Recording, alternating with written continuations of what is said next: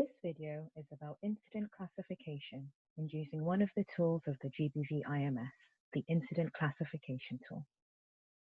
Let's jump right in. Here we have two scenarios presented. A woman reports being raped and badly beaten to Fatima, the case manager for an NGO that provides services to GBV survivors. On the intake form, Fatima classifies the incident as rape. A week later, a different woman reports being raped and badly beaten to Halima, a case manager who works for the same organization as Fatima. Halima classifies the incident as physical assault. Here, we see an example of the same type of incident, but they have been analyzed based off of personal opinions, and so they are classified differently. This is the problem with subjectivity. It leaves greater room for human error.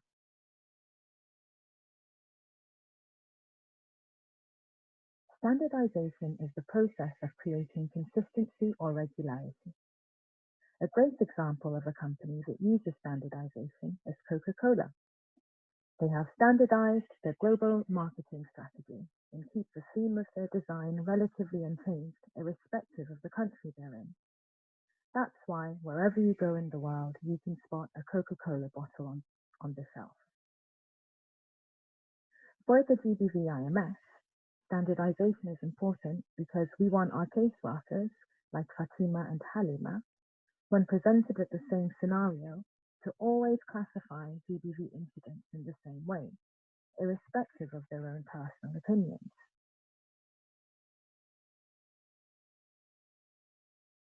The GBVIMS Incident Classification Tool helps to do this because it fulfills two purposes. First, the GBVIMS Incident Classification Tool standardizes the types of GBV and their definitions. Second, the GBV Incident Classification Tool standardizes the process or the procedure for classifying these incidents of GBV.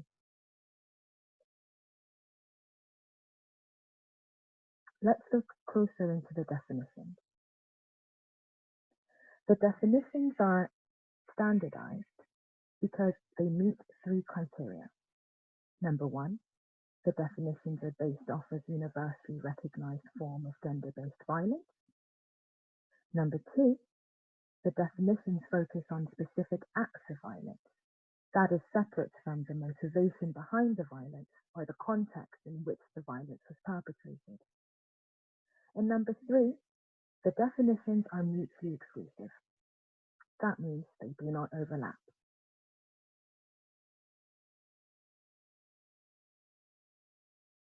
Each of the 6 incident types is informed by consent. Consent is when a person makes an informed choice to agree freely and voluntarily to do something. There is no consent when the agreement is obtained through threat, force, duress, deception, and so on and so forth. That includes the threat to withhold benefits or services, or a promise to provide a benefit or a service. Local laws may look at aid to help inform consent, but that is not a part of GBV classification. The classifications are not legal definitions. This is important and for some might be an objection to the system. However, globally, it doesn't make sense to have definitions based on laws because it would make comparison impossible. Because what legally qualifies as rape in Uganda, for example, is very different from what qualifies as rape in Iraq. It's important to note that many forms of GBV may not be considered crimes, and legal definitions and terms may vary greatly across countries and across regions.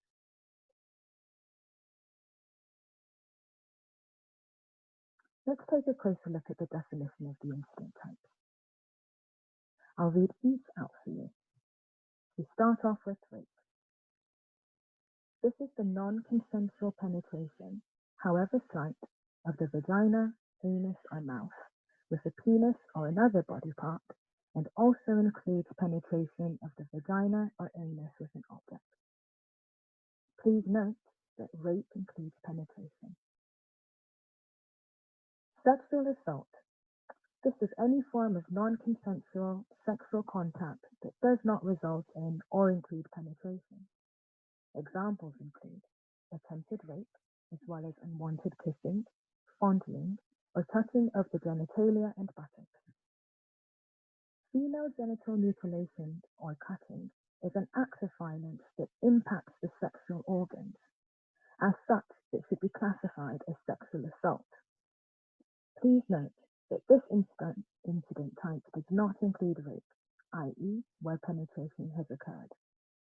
So as a recap, sexual assault does not include penetration, but it's a form of non-consensual sexual contact.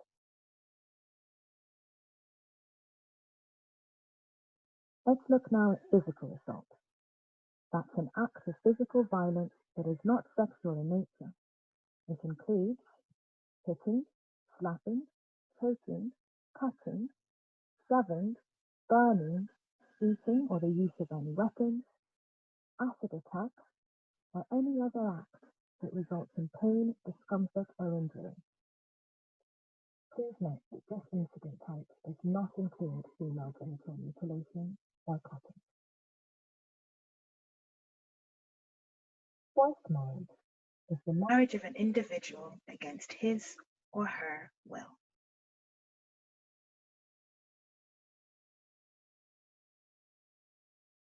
Denial of resources, opportunities, or services. This is the denial of rightful access to economic resources, assets, or livelihood opportunities, education, health, or other social services. Examples include a widow prevented from receiving her inheritance, earnings forcibly taken by an intimate partner or family member, a woman prevented from using contraceptives, a girl prevented from attending school, etc. Reports of general poverty should not be recorded here. Finally, we have psychological or emotional abuse. This is the infliction of mental or emotional pain or injury. Examples include threats of physical or sexual violence, intimidation, humiliation, forced isolation, stalking, harassment, unwanted attention, remarks, gestures, or written words of a sexual and or menacing nature, or the destruction of cherished things, etc.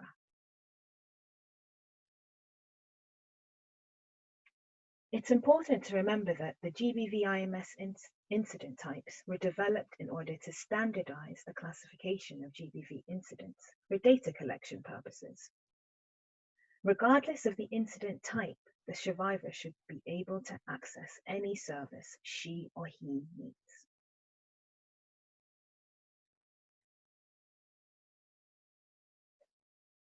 We've already looked at the standardized definitions of GBV. Now let's look at the standardized process for classifying an incident. There are 7 questions included in the GBVIMS classification tool to help us classify incidents. The response to each are either yes or no. I'll read them out to you. Did the reported incident involve penetration? If the answer is yes, classify as rape. If no, proceed. Did the reported incident involve unwanted sexual contact? If the answer is yes, classify as sexual assault. If no, proceed. Did the reported incident involve physical assault? If the answer is yes, classify as physical assault. If no, proceed. Was the incident an act of forced marriage? If the answer to that question is yes, classify as forced marriage. If no, proceed. Did the reported incident involve the denial of resources, opportunities, or services? If the answer is yes, classify as denial of resources, opportunities, or services. If no, proceed. Did the reported incident involve psychological or emotional abuse? If the answer is yes, classify as psychological or emotional abuse. If no, proceed. Did the reported incident involve GBV? If the answer is yes, start over at number 1 and try to classify the type of GBV again, and if no, classify it as non-GBV. As you can see, you move on to the next question or down the list by a process of elimination. That is, only when the answer to the question is no, do you proceed to the next question down the list. Alternatively, if the answer to the question is yes, you are presented with what you should classify that incident as. Let's go back to our initial example. A woman reports being raped and badly beaten. Keeping this in mind, let's work through it with the classification tool.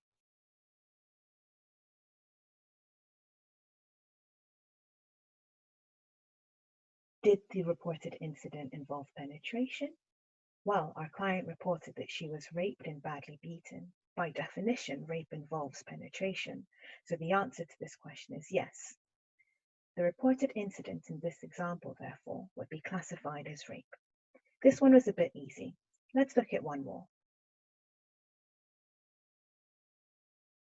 A girl reports that the night before she was supposed to be married against her will, she ran away. She would like your help to prevent the marriage from taking place. Let's look at the classification tool and repeat the same process. Did the reported incident involve penetration? Based on the report, the answer is no. Did the reported incident involve unwanted sexual contact? Based on what's been reported, the answer is no. Did the reported incident involve physical assault? Based on what was reported, the answer is no. Was the incident an act of forced marriage? Well, our client reports that she ran away the night before the marriage, meaning that she's still unwed at the time of reporting. So this answer to the question would also be no. Let's continue. Did the reported incident involve the denial of resources, opportunities, or services? Based on what was reported, no. Did the reported incident involve psychological or emotional abuse? As per our definition of psychological or emotional abuse, it seems that our client might be experiencing emotional pain, mental or emotional pain, and the prospect of being forcibly married. So I'd be confident that the answer to this question is yes. The reported incident in this example, therefore, would be classified as psychological or emotional abuse.